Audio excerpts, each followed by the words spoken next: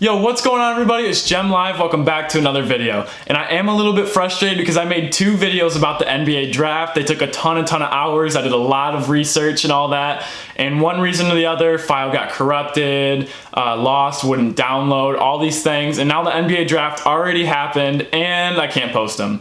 And so sorry it's been so long since I've been here, but I'm just gonna make more of a rant video today. And see how that goes. I just want to give you my thoughts of the draft, just a quick recap in order to make up for the last 2 videos. So going into the NBA draft, nobody really knew what was going to happen, especially with the lottery. The only thing people knew was going to happen was DeAndre Ayton was going to be picked number 1. And I'm a huge fan of this pick. I think the Suns made the right choice in this. He's from Phoenix. He's 7'1". He's dominant. He's NBA ready. And I will always support someone that has a crazy work ethic. And I was watching one of his games, and they said he started the season 240 pounds and 11% body fat. And by the end of the season, he went to 260 pounds and 5% body fat.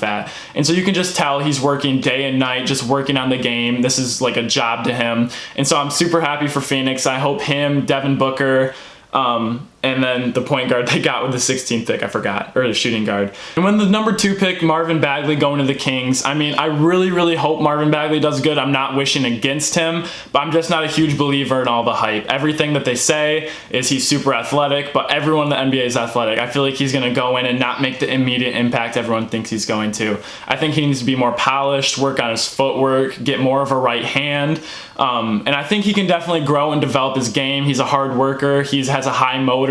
I watched quite a few Duke games this year. He's up and down the court, doesn't take a play off, offense or defense. Has a ton of potential. I just don't see him fitting the number 2 spot role. And so I made a video that isn't going to get uploaded, obviously, but I did the unconventional NBA draft and things that probably won't happen, but I think might happen, and actually had Michael Porter Jr. going number 2, just because he has superstar potential written all over him. I think he's gonna be he's like a KD-like player. He is positionless, can guard any position, is an elite scorer, has that Kevin Durant type game style where he has a nice handle but not super crazy. And I love Michael Porter, but as the draft went on, he kept falling deeper. I was like, okay, something with this back injury is up. And so the Waj, which is the biggest insider in sports, he said, yeah, after the medical reports, the back injury is super serious.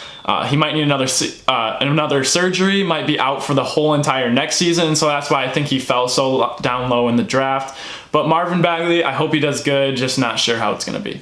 All right, I'm gonna bundle these next 2 picks together, the 3 and 5, with the Luka Doncic and Trae Young getting traded. And I think this is great for both teams. If the Hawks didn't want Luka Doncic, they got their guy in Trae Young, and they got another first-round draft pick. And so for being a young team, I think taking the risk on Trae Young is a good one because he's kind of like that boom or bust. And if he does blow up and becomes the next Steph Curry, then they're gonna be super happy with this trade. And if the Mavs, if that's their guy, Doncic, to get him all the way at 5, because no way he was slipping past the top 4. And so to get him at 5, to get their guy, that's a great trade for them. I love to see what Mark Cuban's gonna do, and I'm happy with these 2. All right, going back to the middle in between those, the number 4 pick with Jaren Jackson. I'm happy with this because he's my Michigan State boy. He is the definition of a modern day center. He can do the pick and roll, he can do the pick and pop, shoot over 40% from 3-point range, the 6'11". He's the best rim protector besides Mo Bamba in this whole entire draft, and I think the Grizzlies really got a good one with Jaren Jackson. So I'm not going to talk about everyone in the lottery. I'm just going to talk about notable picks that I thought were good or bad.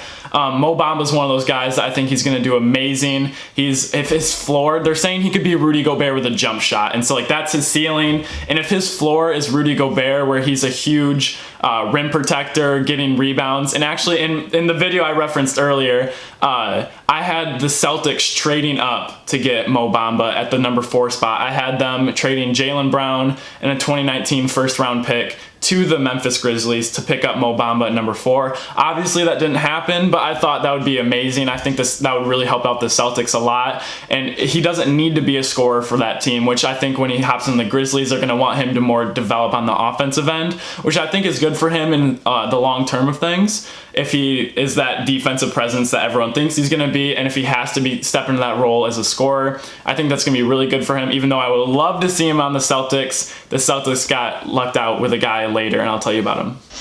So around the picks 8, 9, 10, 11, 12 is where things got crazy and nobody knew where anyone was going to go. People kind of predicted that Colin Sexton would go to the Cavs. Personally, I don't think that's going to keep LeBron in Cleveland. I just don't think he's going to be that piece. I think he's a unproven Russell Westbrook type player. If he was more like a Kyrie, like insane handle, can score at will, that's what LeBron needs. He doesn't need another high motor, just not shot creating type of guy. So he's not like that. I don't think it's going to keep LeBron there, but I do really like Colin Sexton. I think he's going to have a good time on the Cavs. But when it got to the Knicks pick, oh my gosh, this is where I wanted Michael Porter to go. I want it to be Showtime in LA and New York with two superstars going there. So I thought Michael Porter should have gone to the Knicks. They went with Kevin Knox. The fans ended up booing him, and so it makes me want to cheer for Kevin Knox even more, because if he gets booed and then does bad, that kind of sucks. So I really want him to do good, kind of prove them wrong, get that other piece to fit in with Kristaps, and this is where the entire time I was like, oh, Michael Porter's going here. But when he didn't get picked up by the Clippers with either of their picks, or the Hornets, I was just like really surprised. And when he went all the way to the Nuggets, I think this is perfect, because that's like over almost half the teams in the NBA just decided no on Michael Porter. And so he's going to go to a team that, with or without him, might make the playoffs. They were just one game away. Going into the last game of the season, they were tied with the Timberwolves for that 8 seed in the Western Conference, and they ended up playing each other. The Timberwolves won that game, got the 8 seed, and so this is a good team. This is a team that, with or without him, can do good, and so if Michael Porter does need to take a year off, it's not hurting them that bad, so I think that was the perfect place for him to go. Okay, moving on to the Celtics. The rich just get richer. They keep on picking amazing draft picks. I think this is just another one that the front office at Boston should be really proud of. They slipped, I think the Celtics had the 27th pick, somewhere around there. It was late in the draft. But they got Robert Williams, which just last year he was going to be a top 10 pick. And he is being compared to the likes of Clint Capella, who also went with the 27th pick last year. And that would be amazing for the Celtics. I thought they were going to have to trade up to get that missing piece. But he just fell in their lap. He's an amazing rim protector. He's super athletic, can play both sides of the ball. And if he is like that Clint Capella doing the pick and roll with Kyrie, Jason Tatum, Gordon Hayward, just like that's going to be so much fun to watch. And even if he comes off the bench, he'll be able to learn from experienced Al Horford, and if he can give him some breaks, give him some minutes, get him some teaching points, all that type of stuff. This pick was crazy. The Celtics just keep getting better and better, and I think they're going to be the dominating force in the East if LeBron leaves. Alright, so those were kind of all the noteworthy picks I want to talk about from this year's draft. I'm really sorry that those two videos didn't get uploaded. I'm super proud of them, and they're just like not there anymore. And so I wish I could have uploaded. Sorry it's been so long. That's going to do it for today's video. I really want to get back into the swing of things, so I want to upload a video every single day this week. And if that doesn't happen, that means there's something going on with my computer. Just like downloading, it's just been a nightmare. I'm trying to figure it out and get better at this. But thank you guys so much for tuning in. Sorry it's been a shorter video. Let me know if you guys like this type of video. This is like a lot less research. I'm not doing hours and hours of film study or writing down notes. This is just kind of like, I watched the NBA draft. I'm giving you guys my perspective on it in more of like a rant style. So thanks you guys for tuning in. I will see you guys tomorrow. Peace.